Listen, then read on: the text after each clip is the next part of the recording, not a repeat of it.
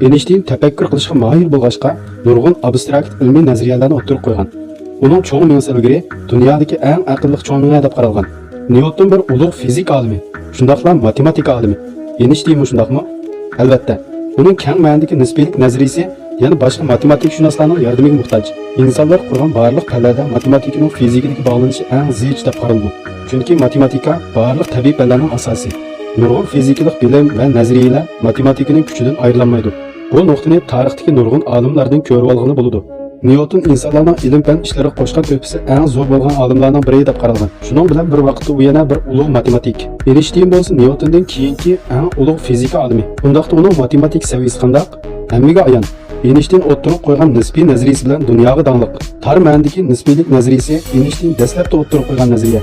Keyin u bu nazariyalarning yana bir qism masalalarni tushuntirib bera olmaydiganligini bayqab, o'zi va boshqa matematik olimlarning yordami bilan bu nazariyalarni o'rtaq mukammallashtirgan. Shuning bilan keng ma'nodagi nisbiylik nazariyasi borliqqa kelgan.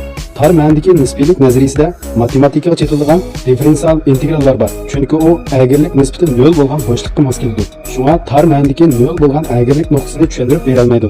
Dal bu tartish kuchini ishlatib bo'lmaydiganlikdan derak berdi. Bu masalalarni hal qilish uchun Einstein dastlabda o'zi nurg'un tadqiqot va sinoqlarni olib borgan, lekin hech qanday natija qozonolmagan. Oxirida u yana bir yakuna chiqargan.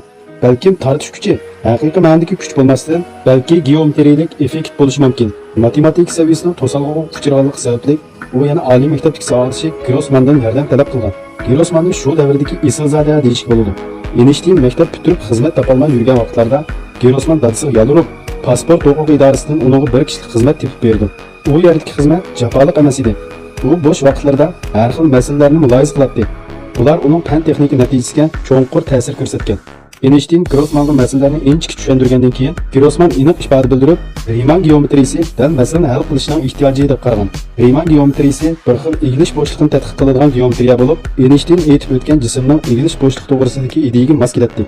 Nurg'un tajribalarni qilish orqali u yanada nurg'un yetersizliklarni bayqadi.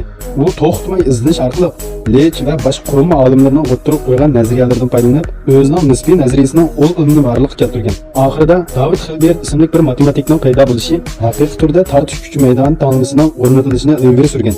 Einsteinning tirishib 8 yil davom qilgan nisbiylik nazariyasi oxiri David Hilbertning yuqori matematikalik yordamida tamomlangan.